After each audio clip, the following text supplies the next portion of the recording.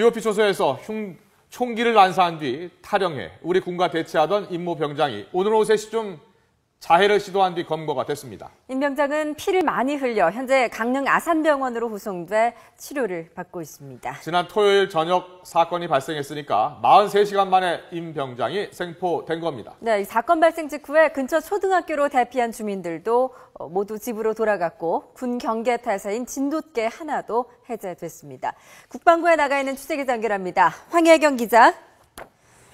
네, 국방부입니다. 네, 군의 투항 설득에도 불구하고 임 병장이 자해를 시도했죠. 오후 3시쯤 일어났다고요? 네, 그렇습니다. 지난 토요일 총기를 난사하고 도주한 임 병장이 오늘 오후 2시 55분쯤 자신이 갖고 있던 총기로 자해를 시도했습니다. 왼쪽 가슴과 어깨 사이, 이쪽 부분인데요. 갖고 있던 소총으로 이곳에 한 발을 쐈습니다. 자해 당시 출혈이 상당했지만 곧바로 응급 조치를 취해 아직까지 의식은 있는 것으로 전해지고 있습니다. 임 병장이 자해를 시도한 곳은 군 당국과 대치 중이었던 강원도 고성군 현내면 소재 야산입니다. 총기 난사 사고가 일어난 GOP 소초와 동쪽으로 7km 떨어진 곳입니다. 오늘 오전 8시 20분쯤 이곳에서 임 병장을 발견한 군 당국은 무장하지 않은 특공대원 3명을 투입해 임 병장 설득을 시도했습니다.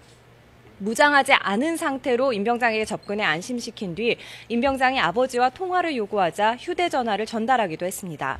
또 빵과 물 등 전투 식량도 전달했고 오전 11시 반쯤부터는 임 병장의 아버지와 어머니 그리고 형도 현장에 나와 임 병장에게 투항을 설득했습니다.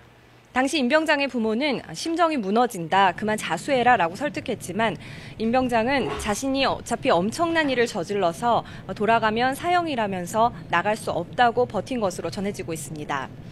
당시 임 병장과 가족들과의 거리는 불과 7, 8m 정도였던 것으로 전해지고 있는데요. 하지만 3시간 이상 설득에도 불구하고 임 병장은 결국 소총을 왼쪽 가슴에 겨누고 한 발을 쐈습니다. 자해 직전에는 종이와 펜을 요구하기도 했던 것으로 알려졌는데요. 무엇을 적었는지는 구체적으로 확인되지 않고 있습니다.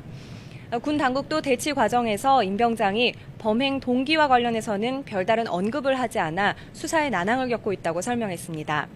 현장에서 임 병장이 들고 달아난 K2 소총과 실탄을 모두 회수한 군 당국은 임 병장을 헌병대에 인계해 범행 동기와 도주 경로 등을 조사할 방침입니다.